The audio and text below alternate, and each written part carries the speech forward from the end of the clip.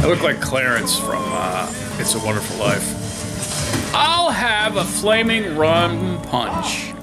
I told my family last year that this will be the year that I'll start looking elderly, and I think it's starting to happen. But at least I have character in my face, right? People have character in their face. Not so much anymore, right? Because everyone's a fucking zombie. I'm really concerned about the cell phone zombies. People have changed, and it's not just me. That's the thing, is that if you say that people have changed, you're often accused of being an old man and, you know, out of touch and Rip Van Winkle and fucking whatever. But people have changed, you know. I think people's dopamine receptors are a bit off because of your cell phone usage. And I've mentioned that many times before, and I'm not trying to be Mr. Clever, but like I'm still like here because the first smartphones that came out were too expensive for me. And then I started to watch, and I observed people losing their fucking minds, and now they're completely gone. Now it's like Invasion of the Body Snatchers. Like everybody's like, you know, AI, phones, surveillance. This is exactly what we were fearing. But there's less and less of us who remember what we were, when we were fearing it, and what we were fearing, and more people just thinking it's normal. It's not normal. But society is crumbling, and that's why I wanted to talk to YouTube and talk to folks who might actually see this on my channel, which may not be many. My channel and my videos generally get about 20 views, unless I post something interesting, like some lost media or something, but it's like 20 views. It used to be about 50, but somehow there was some change with YouTube, and it got cut, which is fine. I don't make money doing it. I wanted to. I need money, but I don't make money making YouTube videos.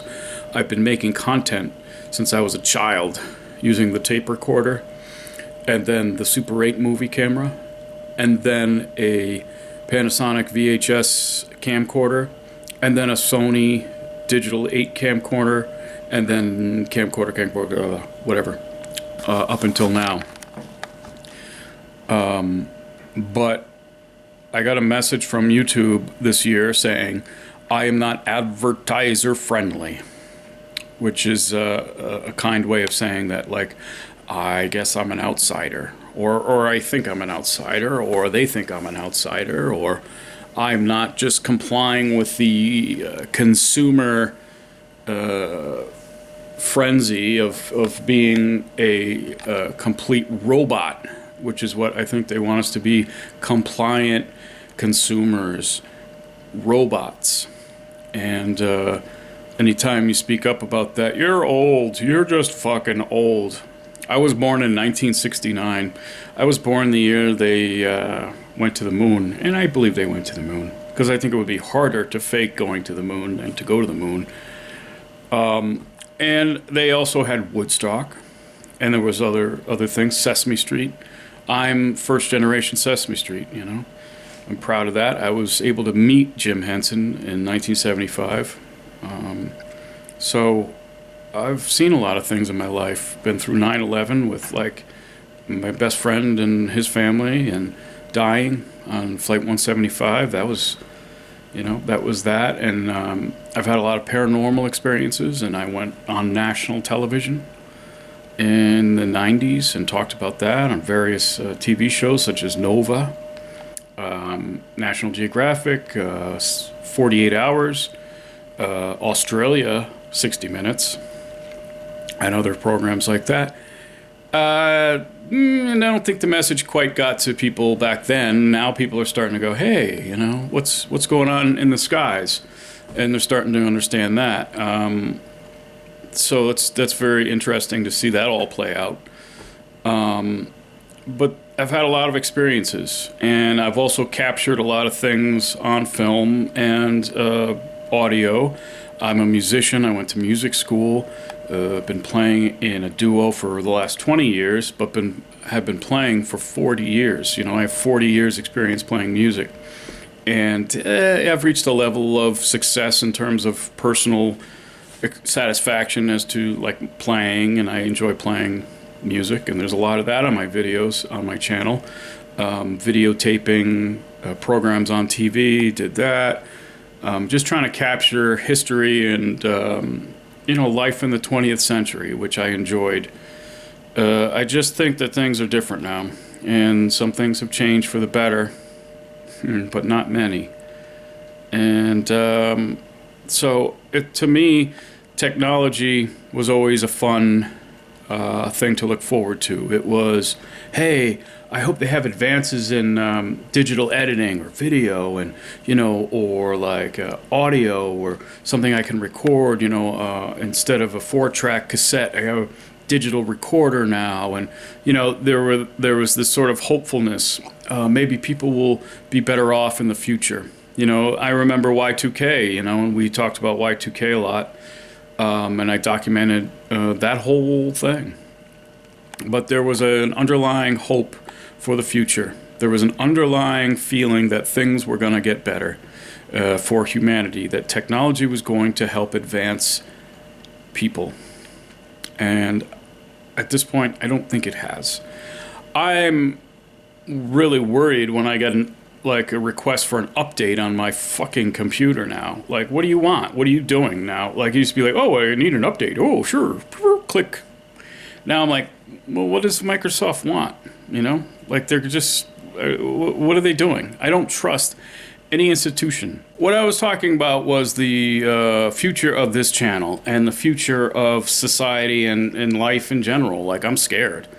I've never been this unsure of what the fuck is going to happen or what's around the corner more than now.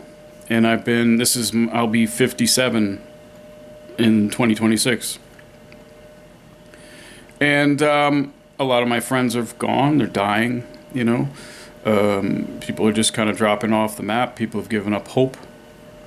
I have often told people that I want to see the end of this movie. That is the whole thing.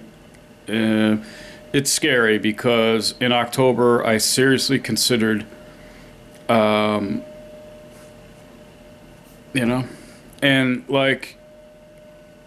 it occurred to me that I want to see how this all turns out. Even if the movie doesn't end well, I want to see how it ends.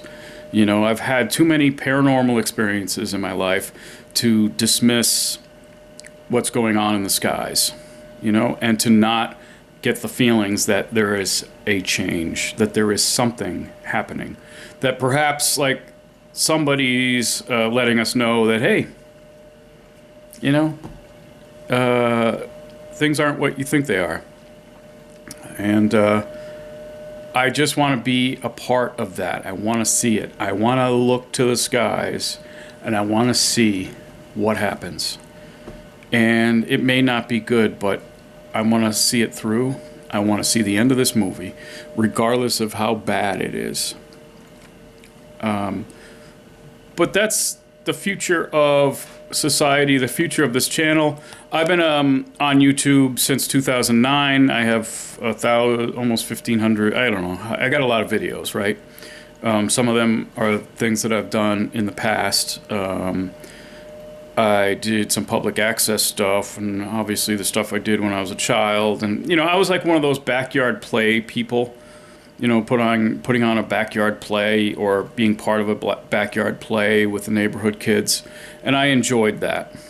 And I kind of wanted to do. I've tried my hand at stand-up comedy and just comedy writing and music and things like that, and limited success. I don't have any inside friends and whatever in the business, so it was very difficult and has been impossible for me to make any headway there, because the industry seems to be friends and family related. If you know someone, you're in or whatever, and I'm just some fucking guy. So I've had to do a series of dead-end type jobs all my life, with the idea that maybe that someday, if I try really hard at my hobby, that someday, you know, somebody would recognize it. And it hasn't worked out. And that's fine, because like this is, after all, just a hobby apparently. And it's made me happy. So what are you going to do? You know, that's my whole thing. What are you going to do? You know, it used to be years ago, I'd be like, what am I going to do? It has turned into, what are you going to do? And it's been rough.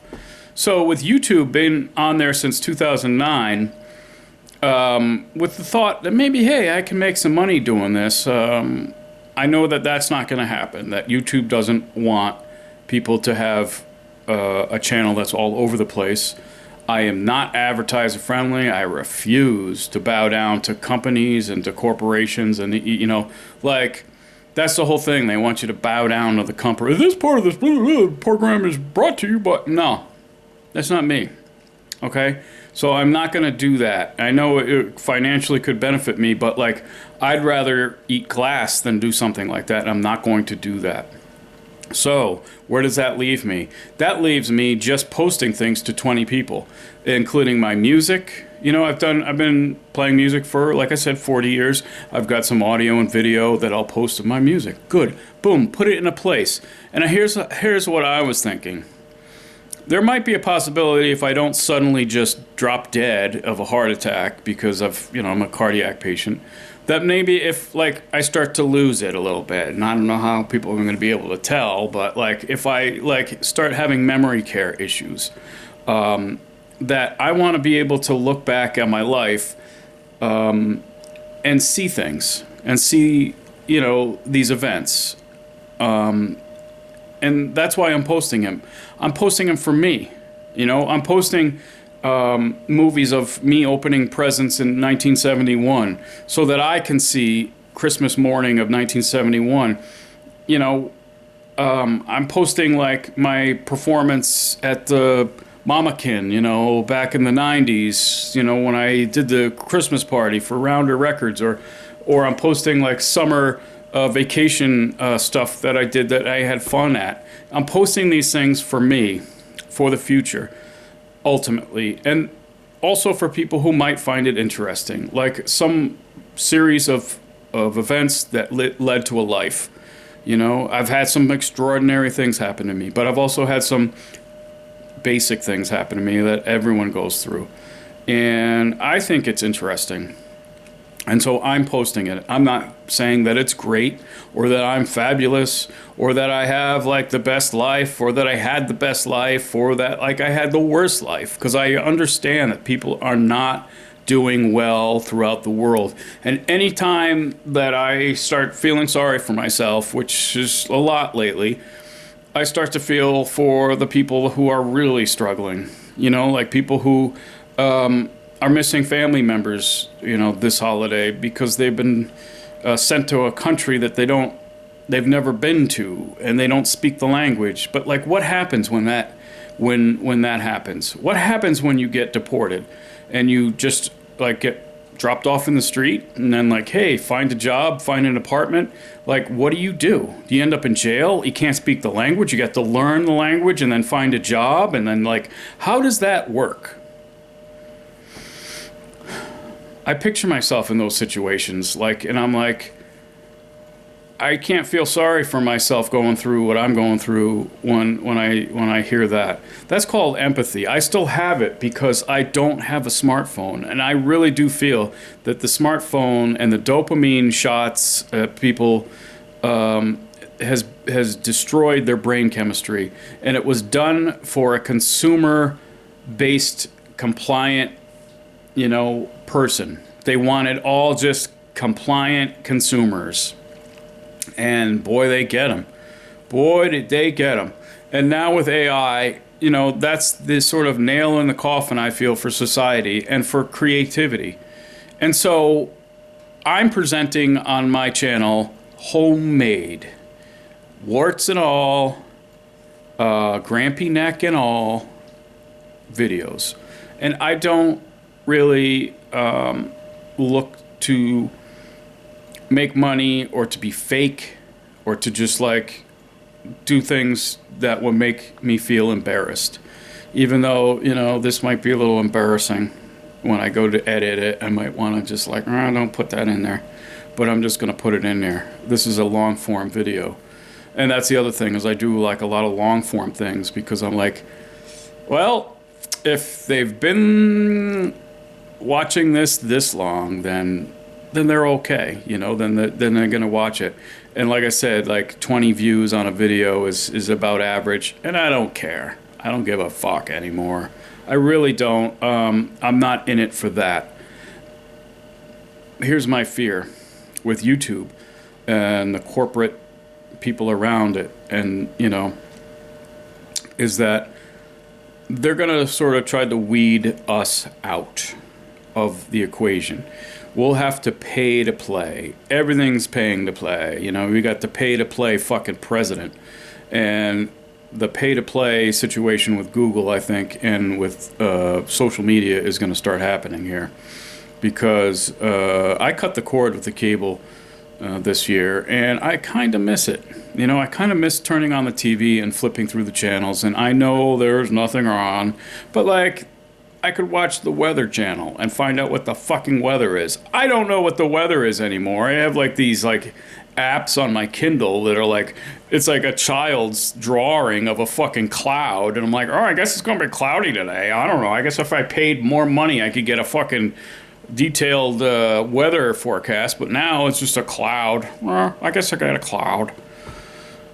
There's no information at my fingertips that is not tainted by you know, some kind of come on to make money, or to just, you know, information you try to like, oh, there's a news article, oh, it's a paywall, oh, we're all gonna die, click here, click here, oh, it's a paywall. I guess we're just all gonna die. I don't know what's gonna happen, but something's gonna happen. If I paid money to the New York Times, maybe I can fucking find out. But there's just a information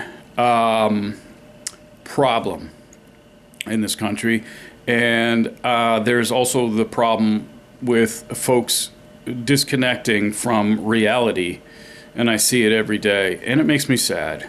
But the future of this channel is that I'm just gonna keep fucking plodding ahead and pretending like these things that really bother me aren't gonna bother me. But I fear that YouTube will just make it so that you have to pay money to post videos unless you are making money for them, which means you have to be a compliant consumer corporate robot and try to sell a product or sell something, right? And I'm not gonna be able to do that. So we'll just, again, I want to see the end of this movie, meaning I want to like just see the whole process roll out. I really do feel like that's coming, because a lot of the cable or television, what was once television or over-the-air television, which then became cable, is gone. So the only venue or avenue for folks is going to be YouTube and other social media platforms, but YouTube primarily for news and things like that, and it's going to get crowded.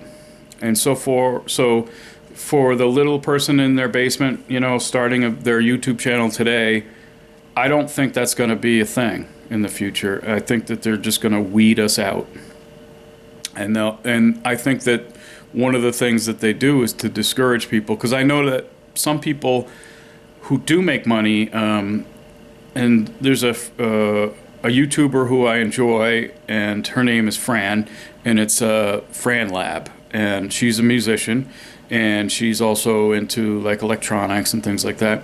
She's having a tough time because like she does make money. That source of income is YouTube, and the numbers are like, they are doing something with the algorithms, or they're just like, it's hey, if you speak out or if you're different, you know, we're not going to show your videos to people. I noticed that like a lot of the recommendations are very conservative type recommendations from you know, that side of whatever the fuck, you know, the side that, you know, when I was a child and I would be speaking to family members and friends who fought in World War II, you know, like there's people that they fought, you know, like they're coming back. It's a big thing. They're coming back. I don't know if you know that, but like, it's bad, you know? And so if you're not in that sort of, into that mindset, you're gonna get cut. And I feel like they're just kind of like whittling the numbers down for people who are making money to discourage them and to make them self-deport from YouTube. We'll put it that way. And it's not going to happen to me because I am not making money on YouTube. And so they're going to be the clingers. We're clinging on, right? So they're trying to discourage and shake loose those folks that are making some money by sort of messing with the numbers. But then we're going to be left. The people who don't give a fuck are going to be left. And then there'll be the purge of us. And that'll be, hey, and if you want to continue to make videos, you're going to need to pay a subscription. And when you pay money to a company, that's no longer like a free speech issue, you know? So like then they are able to sort of say, you're now an employee of YouTube. If you pay money and you're providing content, you are going to like be subject to more stringent laws, and some of those laws are going to be like, you cannot make fun of AI, and you cannot make fun of the king of America, and you cannot, like, you know, there's going to be a bunch of restrictions. I mean, we already have restrictions on what we can say, how we can say it for people who are monetized. You can't say, you have to say unalived. And, you know, this sort of like sadness of making people change what they're saying directly. You know, you can't say anything directly anymore. You have to like go around and say blah blah blah, unalived, and things like that. That's crept into just normal everyday conversations. You know, I've never been afraid to talk on the phone. You know, and I don't like talking on the phone. And I especially don't like to talk on my flip phone. And, you know, I have friends, longtime friends, and they call me and I'm like, oh, fuck. You know, because I don't like to talk on the phone. I don't have a smart, you know, we don't do smart phones because they're not very smart. They make people stupid. But I've never been really afraid to say anything on the phone. Now people are like, hey, don't say that. You can't say that. Because every word that we say, including these words, will be noted somehow, logged, flagged, you know? And that's a scary fucking thing. We don't care about privacy anymore. There used to be a big thing, you know, in the late 90s, there was concern for privacy. Everyone's given that up. They've given up their privacy for convenience. And there's something wrong with that. And so when I lament about the 20th century, it wasn't perfect, I know. But I remember it, and I remember that people were different. People felt different. Like society felt different. Like I could walk into a store and get a vibe from people, you know, like I don't know what the fuck people are thinking. I don't know if that person in the corner, that nice old person in the corner, is going to give me a cookie or fucking stab me in the eye. You know, I really don't. And it's not like, you know, because I'm out of it or old or you know, just, but I'm so defensive everywhere I go now. I'm so afraid to say anything to people. And I lash out, I get angry, you know, and I have to stop because sometimes my anger consumes me. And I don't want to be consumed by my own anger. My anger is based on my frustration of not understanding people.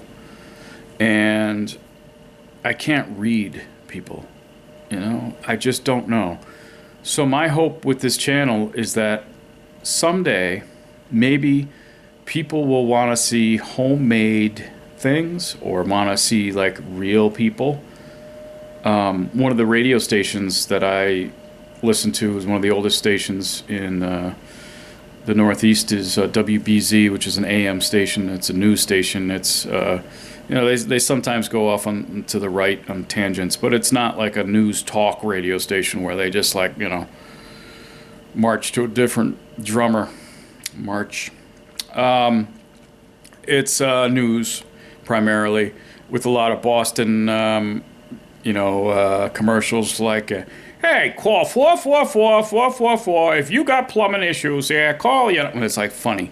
That's like funny. I'm a New Englander, but their tagline is, the news, real people. It says like real. What was it? Guaranteed real people. Like, it sounds cute, but they're trying to tell you that the people reading the news copy are not AI. And I don't know how much longer that's going to continue, because a lot of people have gone right to the AI for news, reading news copy. So WBZ in Boston is definitely like maybe going to be a dinosaur at some point. And maybe all the news will be read by AI or produced by AI, or like, AI will be determining what is important. And that's terrible, because AI is not really fully functioning. It's not really fully functioning. It's a more of an investment thing, and people are investing all this money into this terrible system that will put people out of work and has put people out of work, but also has consumed a lot of resources and electricity and power and all that, and we have no work on the grid, these terrible electric car issues, and they threw all this together without first fixing the fucking grid. It's kind of like building an addition to a house with a foundation that is crumbling. That's my heater. I'm just glad my heater works. I try to get my heater was not working. It's kind of working now. It's been so cold, the lines were frozen. I'm gonna have to stop because the heater's making noise. But I'm glad the heater's making noise, because I got heat. There's people living in fucking tents right now. So the future of the channel is basically, I'm just gonna keep fucking going until someone tells me to stop.